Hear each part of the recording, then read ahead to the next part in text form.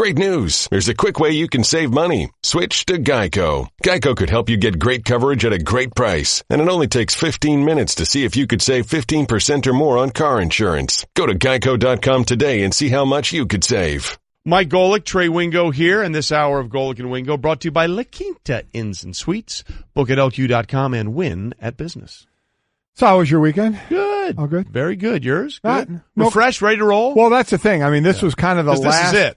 kind of calm weekend, so purposely didn't do anything this weekend. The wife and I just kind of hung out, knowing that, it all starts next week. We'll be in Notre Dame for the Notre Dame-Michigan game. As college football, I know there were a few games last weekend or this past weekend, but it really kicks off this weekend, and then the NFL the following Thursday after that. So we're in it.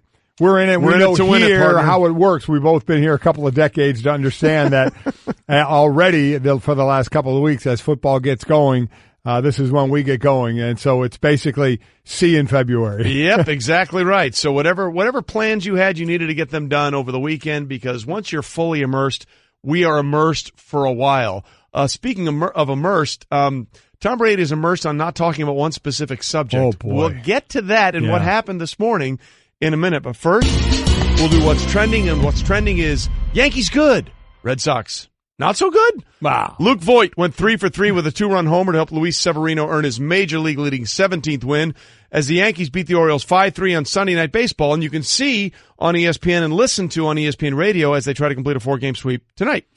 And by the way, Giancarlo Stanton, he was 0 for 5, 4 strikeouts. He's still 1 home run shy of 300 for his career. He was 1 for 15 with 8 strikeouts in that series. So if you want to sit there and kind of make this thing interesting, is they're 6 games back right now, the Yankees are, from the Red Sox. But look, neither one of us think that the Yankees are coming back. But if you kind of look at the remaining schedule of each team and the other playoff teams they have to play, the Yankees still play 3 at Oakland, and then they have 6 against Boston. Boston still has 3 at Atlanta, 3 at home versus Houston, 3 at Cleveland, and 6 versus the Yankees. So I'm just saying that just to kind of make it sound more interesting than we think it's the Red Sox are winning. We don't think it's going to happen, but that is a heck of a schedule for a Boston Red Sox team that's not playing well right now. Yeah. But it is going to be the Yankees playing either Oakland or Houston. Whoever out of those two teams is going to be the wild card. Yeah, listen, the Red Sox are stumbling a little bit, but you know what? They still have a very big lead. And protecting the lead in the AL East is brought to you by ADT. Considering home security, consider this. For 140 years, ADT has helped stop more crime than any other home security company. Visit ADT.com to learn more. Well, and a child shall lead them. USC has named J.T. Daniels as its starting quarterback. The true freshman beat out redshirt sophomore Matt Fink and redshirt freshman Jack Sears and redshirt sophomore walk-on Holden Thomas for the job. That's a lot of redshirts that he beat. Yeah, it did. So this is the first true freshman to start the season since Matt Barkley back in 2009. Now, this kid, Daniels, was the 2017 Gatorade National High School Player of the Year. He graduated a full year early. USC is preseason ranked number 15. They take on UNLV, but he's not the only. No. Some of the big schools here, true freshmen to start. Look at Nebraska. Scott Frost, first-year coach in there. They have a true freshman, Adrian Martinez, 6'2", 220-pounder out of California, is going to start. And he will be the first true freshman to start a season for Nebraska ever. For USC, it was Matt Barkley in 2009. This is ever in Nebraska. Now, this kid was thinking about both Tennessee and Nebraska, both having coaching changes, in Tennessee as well. He switched allegiance from Tennessee to Nebraska. Scott Frost, remember, he coached Central Florida in the bowl game. Championship. But while that was going on, he was recruiting for Nebraska, and while practice was going on for the UCF bowl game, he flew to California to recruit this kid Martinez. It was his prize recruit. This kid switched his allegiance from Tennessee to Nebraska, and now he is the day one starter for Nebraska as a true freshman. They take on Akron. By the way, you know how we always say Adrian Peterson ruined ACL recoveries for every player after him because he tore up his knee on Christmas Eve, and that next year he almost set the single-season rushing record? Scott Frost has now ruined transferring from one job to another for everybody else because he completed the perfect season, won the bowl game, right. Still managed to get the guys he wanted at Nebraska, and looks like things are heading in the right direction. For Nebraska. There, yeah. So when everybody says, well, I can't do it, all they say is, oh, yeah, well, Scott Frost did it. He's on his way to possibly doing it. So congratulations, Scott, so far in handling the transition better than anyone ever has. And speaking of congratulations, we need to send some out to Hawaii as they beat South Korea 3-0 on Sunday to win the 2018 Little League World Series title. The champions kept South Korea scoreless in Williamsport to secure the victory. A solo home run was the highlight of the game with a run off a wild pitch and another off an error. Oh, this team was devastating. They were great. In not letting the other team score. I mean, they've been incredible. Third time Hawaii's won the Little League World Series. First time a team from Honolulu has ever won. And this was the dominant. The two best teams, no doubt, got to the finals here the way they were playing in Hawaii.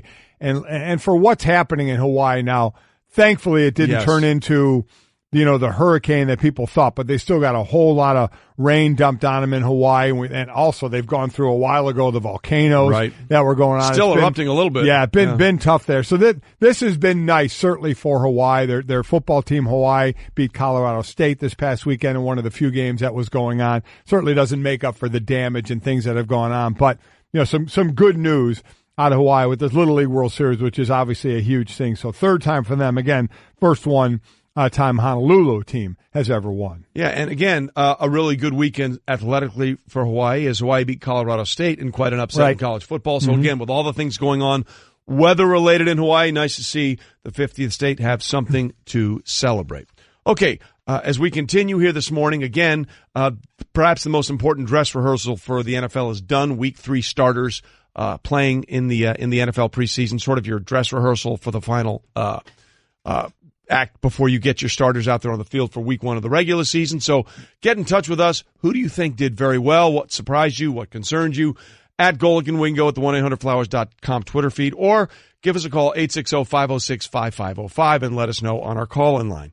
Speaking of calling in, Tom Brady, Patriots quarterback, does this every week during the preseason and regular season. A lot of players do it around in the league, weekly hits on local stations. He does it at WEEI up in Boston. Now, you might remember earlier in training camp this year, Tom was at a sort of like right after practice, a bunch of reporters around him answering a bunch of questions.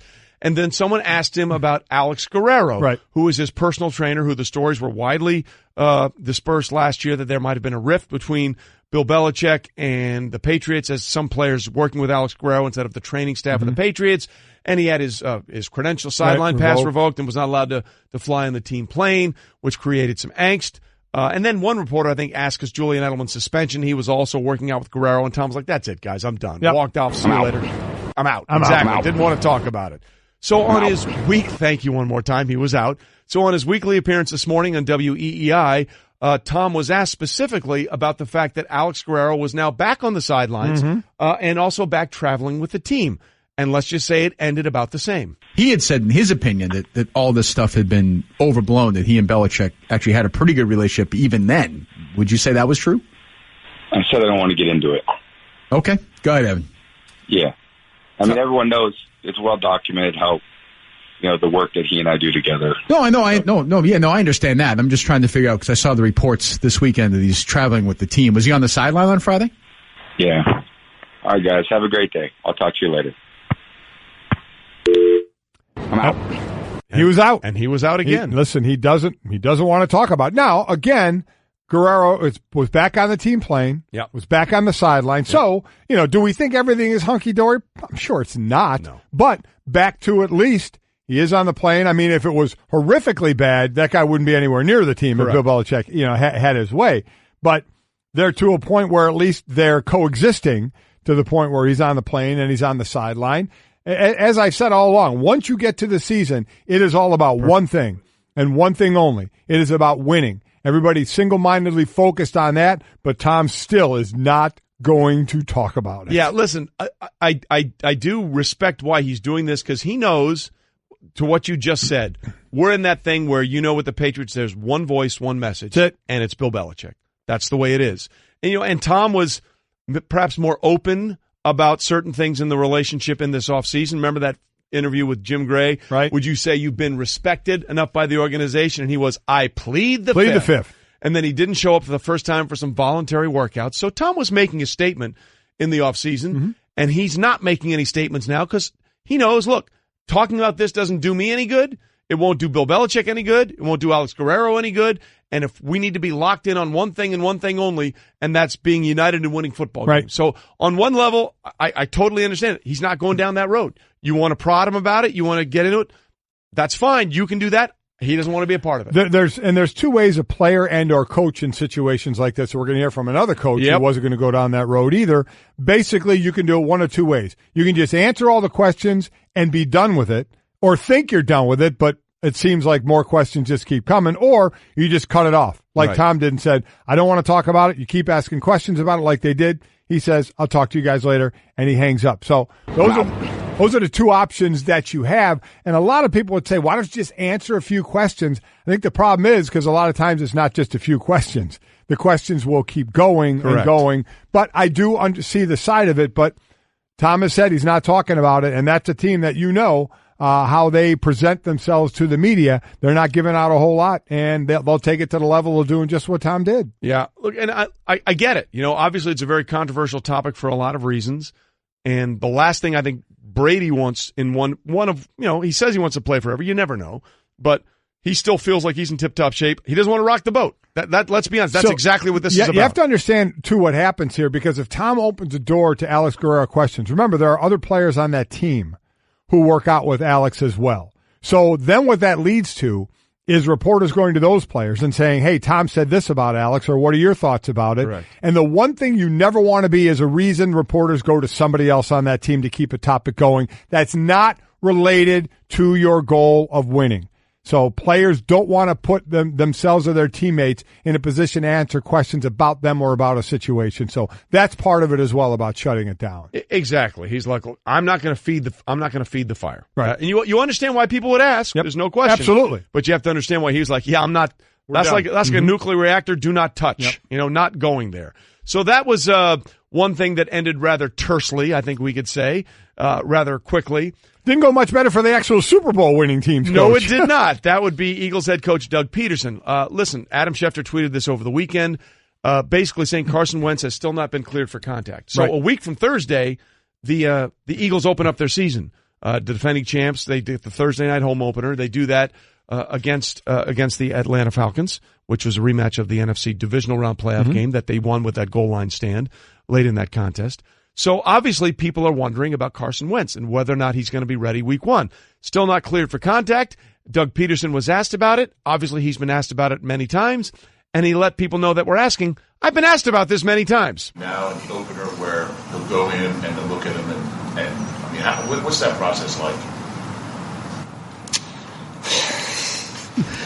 I don't know how many times I can answer this question. No, I mean, when they clear him, he'll be cleared. But I mean, you have to have some idea of when that might be. I'm not going to put myself in a box. I'm not going to put my quarterback in a box. I'm not going to do that. I'm not going to go on a limb, and I'm not going to say that. So either ask it a different way, or otherwise, you're going to get the same answer. I think his question was just: is it a weekly thing that he gets looked at? I mean, he's getting evaluated every day if that's what you want. That's what I'm asking. Like, do they say our medical? He's part of the rehab process. He's getting evaluated at practice. He's getting evaluated by the medical team. He's getting treatment, just like Jason Peters is, just like Darren Sproles is. You guys don't ask me about those guys. Jordan Hicks, Chris Maragos, those guys are in the same boat, and they're getting evaluated every day. And certainly we understand why they're only asking about Carson Wentz. But to Doug Peterson's answer, and to take you on how the process works, there is guys that are getting rehab for injury. They get their treatment. There is a report every single day for the head coach and the coaches, or however they want to do it. They give it to the head coach. He tells the coaches, however it goes about. But every day, all those players he listed, the coaching staff and especially the head coach is getting a report on where that person is by rehab. Even if he got worse today, no change today, got a little better today. It's happening every single day for any person that's getting treatment. So, but he has to know that this comes with the territory, especially when it's about your quarterback. But as he said, and I understand what he's saying, he's not been cleared yet for contact. Is this going to be, do you know when? he's not going to put himself or Carson Wentz in it. Could you imagine if he says, yeah, I think by Wednesday or Thursday, and then by Wednesday or Thursday that doesn't happen, and all you're doing is get ready for more questions? Yes. I mean, right now there's no question to answer until he's cleared. And then once he's cleared, now it's going to be, okay, he's cleared. What's the plan now? Right. That I can certainly see. And I get reporters asking. I do understand that. Of course. But as far as evaluation, that is an everyday thing with anybody who's getting treatment. Well, look, Doug Peterson did this as best he could, but when he says you're not asking me about Hicks or Maragos, they're not the starting quarterback. That was on an MVP campaign. I get it. I think that was, if he could have had the sarcasm emoji there, he would have. Which we don't have. Yes, they're all coming back from the same injury or similar injuries, but they're not all the same in terms of the importance to the team. So let's just count that for what it is. But now here's the real question, Mike. Again, their season starts a week from Thursday. Do you think Carson Wentz will be on the field starting week 1? No. I don't think so either. No, I do not. And I don't think he should be. Even if he's cleared, I'm not sure he should be. And I know there's a lot of people, oh my God, well, Nick Foles isn't playing too well. Okay. I mean, I get that as well. But let's don't put too much or too little, I guess, on preseason. I'd lean toward too much.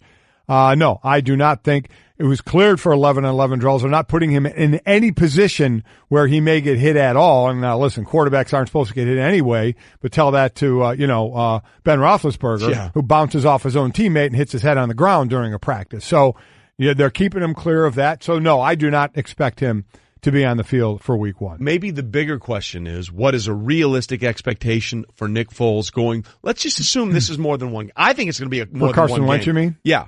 I think it's going to be more than one game. No. For Nick Foles, what are realistic expectations for Nick Foles now that he's going to be starting for the first few games? Can we expect him to play like he did in the playoffs? I don't think you expect him to play at the high point of how he played in the playoffs, but I also don't expect him to be an oh-no guy. Yeah. Well, why do we have him out there? Because he was an oh-no guy for a couple of those games. He played well against the Giants, and then the next 2 games in the regular season, he did not play well, and then he lit it up in the postseason. Right. I would expect more of the good than the bad, but I wouldn't expect the great. Yeah. But I wouldn't expect the worst. And I think as far as when to see Carson Wentz, I would say within the first 4 weeks. Probably. I'd give it probably that range. Yeah, and again, people need to understand, he tore up that knee in December. Like we had Bill O'Brien, head coach of the Texans, on Friday when we were down at the Northern Trust, and I asked him, where is Deshaun Watson? He said he's a full go. Because Deshaun, I think, hurt that in October. So, people are like, oh, that's 2 months. That's a huge big deal. Thing. That is a huge deal. And I believe Wentz, Brett, if I'm not mistaken, I think Wentz tore more than one ligament in that knee as well. It wasn't just the ACL. Yep. So there was a lot going in there, and that was a game in December. So, listen, this is the guy, as you said with Sam Darnold, this is the guy that's going to be your franchise for at least 10 years, you hope. And this is year 3 for him. The last thing you want to do is have an RG3 situation where he was all in for week 1, and he wasn't really right, and he wasn't really ready, and that next season was a complete loss. So it was ACL and LCL. Yeah, ACL and LCL. That he tore. So the first game is Thursday, September 6th. Then you have 10 days. Yeah. Then you're on the road to Tampa, and then you're home against the Colts. So it's Atlanta, Tampa Bay, Indianapolis, and Tennessee.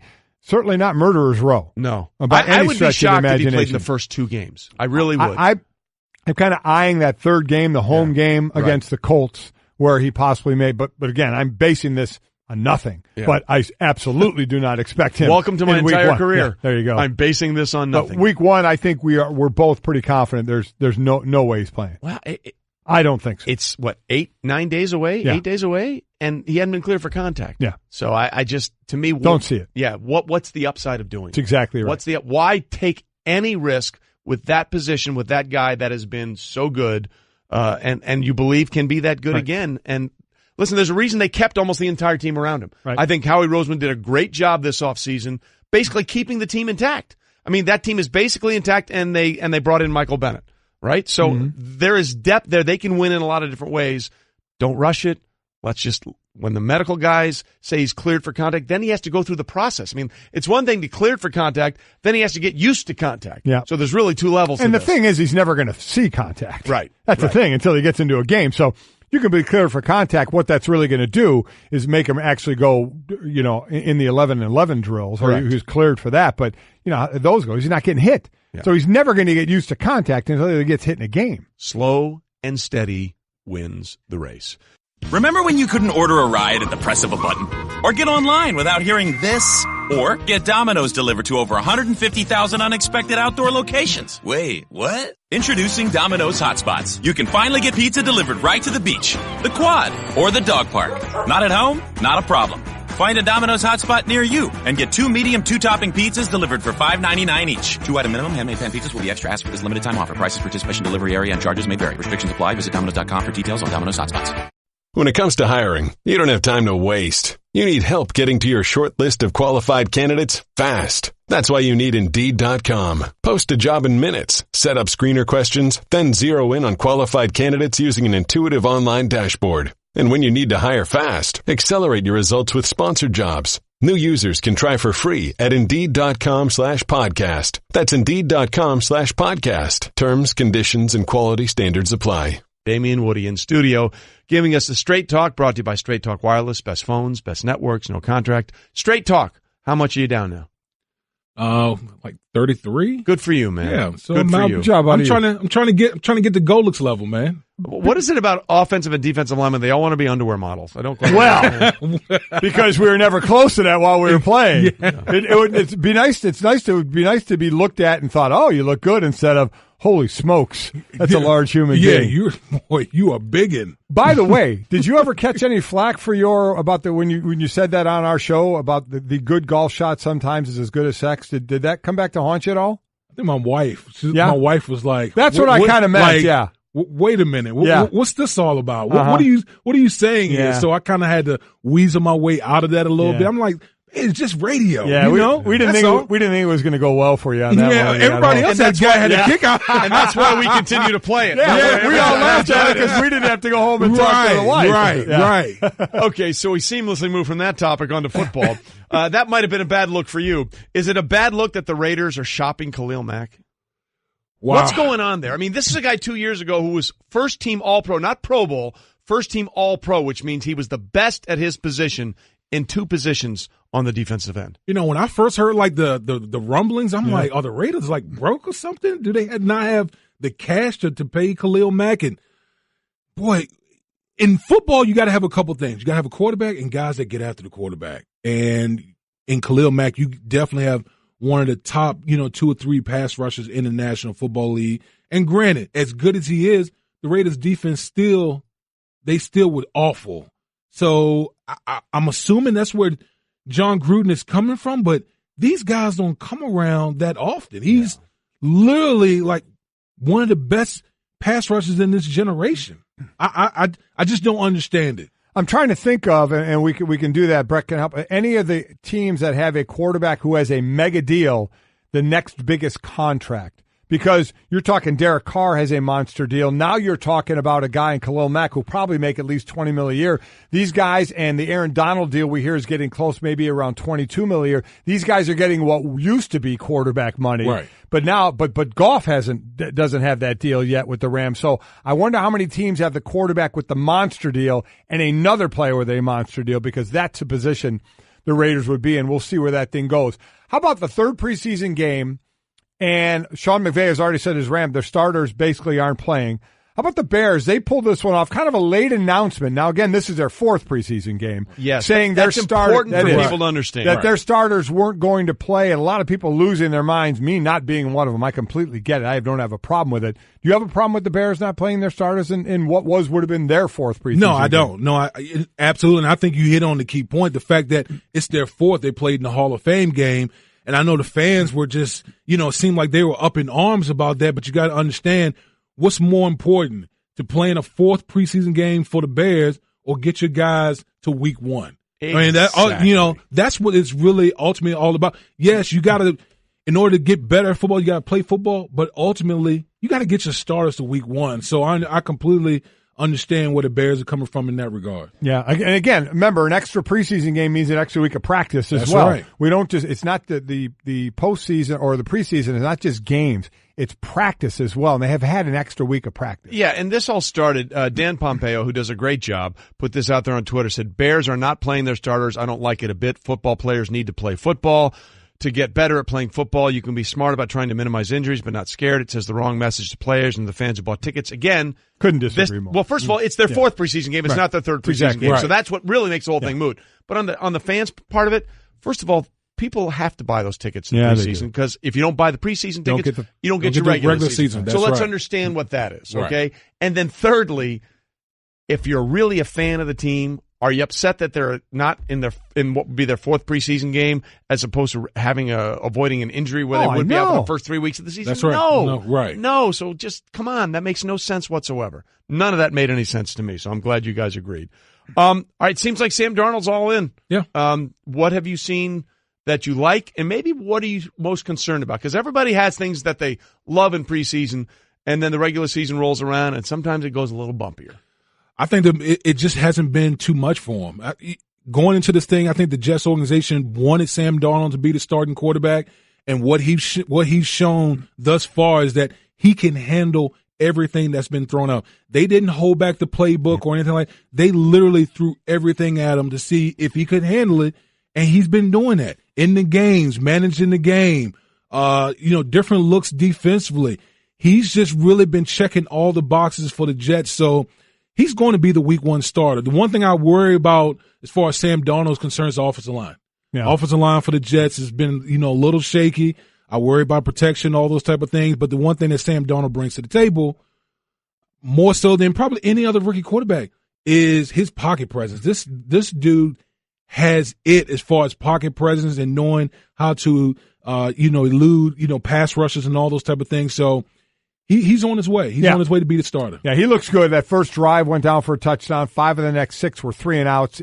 Numbers-wise, it wasn't his greatest night at 8 of 16 going against the first-string defense. But I agree with you. He has, at this point, and you have to look at the team as a whole and where they're going to, let's start this guy's clock because he seems to be able to handle the presence in the pocket. That team and the Baltimore Ravens, some of the big talk has been, are both teams, one team, no team, going to keep 3 quarterbacks? Lamar Jackson had his best outing, so do we think that's the end of RG3? So for both those teams, do you think they keep 3 quarterbacks, or will either Teddy Bridgewater or RG3 be available? Well, I think for both teams you keep 3 quarterbacks. You do. You do.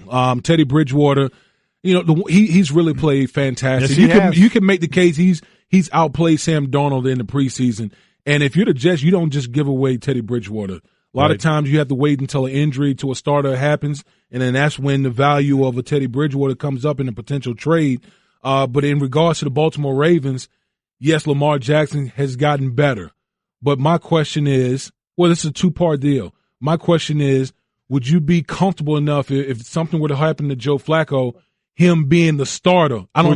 No, I would not be. He's just not there yet. He's more athlete than quarterback right now. And 2, RG3 has had a pretty good preseason. He's played very well. I think that's really been under the radar as far as chatter this preseason, but RG3 has really played pretty well this preseason. And if I'm Baltimore, I'm keeping him. He's the guy I will feel more comfortable with if something were to happen with Joe Flacco. Yeah, I wonder if both those players would like to be gone, though. Yeah. And like to have the opportunity with another team. Well, I think for RG3, and we had him on, he just wants a taste of the league again after being out. I think honestly for him, he's happy to be wherever he is and take it going forward.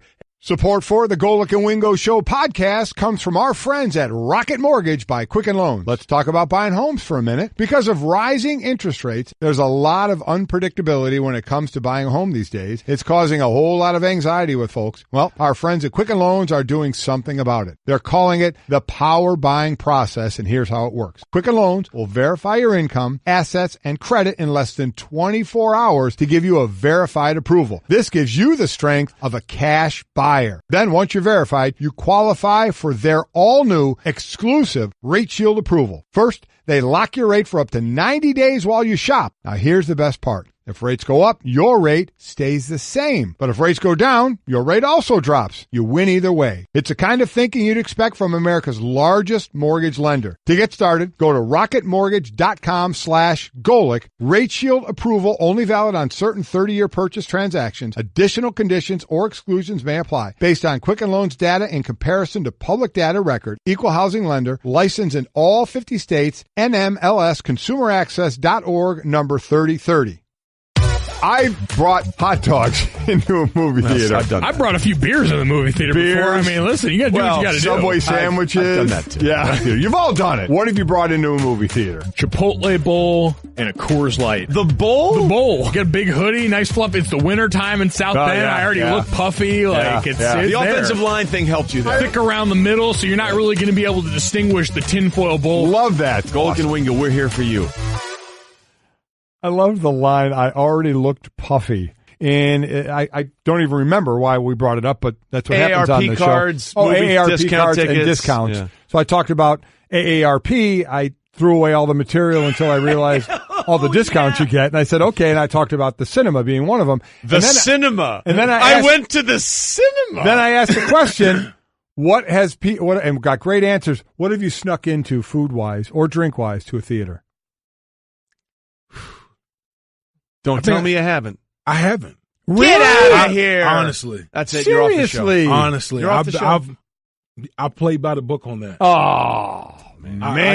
Well, you I think you played know by a the guy. book. You think you know a guy and he pulls something Really? like that. So true. So you spent $10 for a Mike and Ike's box.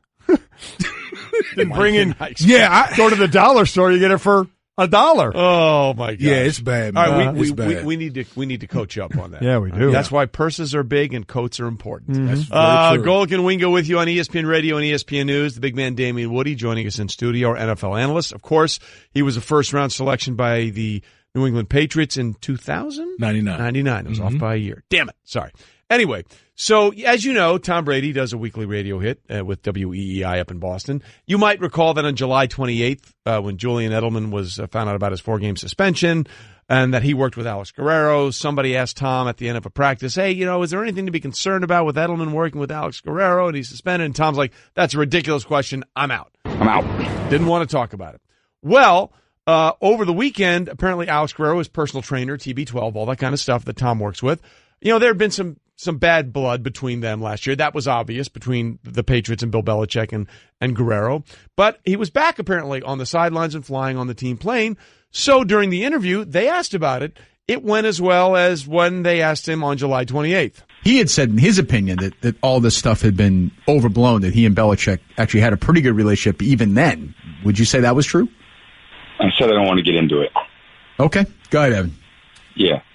I mean, everyone knows it's well documented how, the work that he and I do together. No, I know. I understand that. I'm just trying to figure out, because I saw the reports this weekend that he's traveling with the team. Was he on the sideline on Friday? Yeah. All right, guys. Have a great day. I'll talk to you later. And I'm out. I love how we wait till they get Wait the till dial the dial tone. tone. Wait till the dial tone. Dramatic effect. Okay, so you hear that, you say what? It's kind of sensitive, in my opinion. I mean, it'd be one thing if Alex Guerrero wasn't affiliated with a team, when he's kind of like off doing his own thing, maybe I can get it. But the fact that flying on a team plane, on the sidelines, so now he's back in the Patriots mix. So to me, that's like fair game, right? If you think about it, fair question. It's a fair. I don't think there was anything there that was malicious.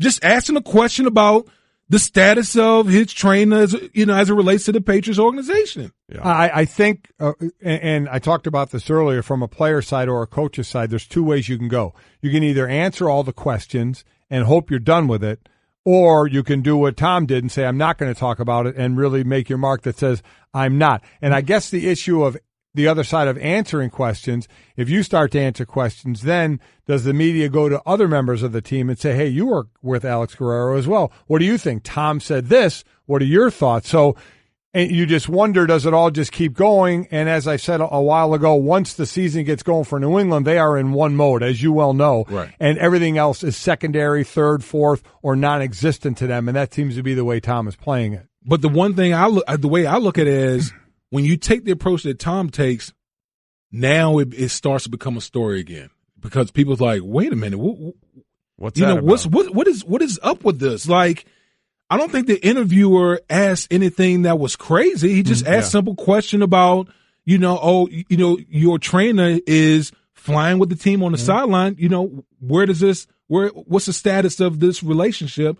And to me, it adds fuel to the fire again. It brings it back to the forefront again when you make that type of move. I guess an easy answer would be everything is fine. I'm not going to discuss it anymore, but he's on the planes, on the sideline, all good. Well, let me ask you this, Damien, because you know how it works in New England. There's one voice there, and that's Bill Belichick. Right.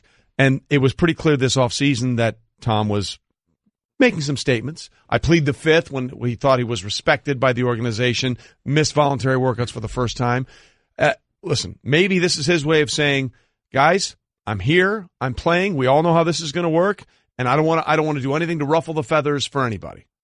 Is that a fair way to look at it? Yeah, I mean, listen, instead of hanging up, to me, I would have been like, you know what? I'm just here to talk about the team. I'm not here to talk about the trainer.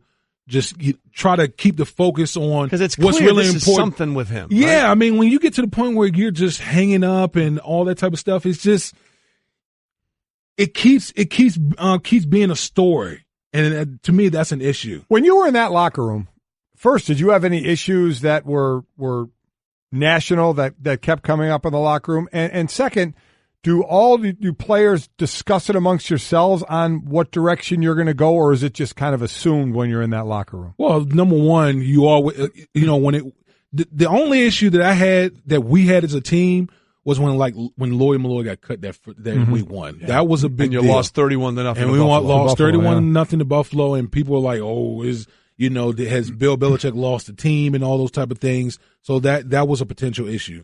But a lot of times, I always say that players regurgitate what the coach said. Yeah. That's the way we take it. Well, listen, my favorite thing about that is you lost that first game in Buffalo 31-0. Final game of the regular season, Patriots hosting Buffalo.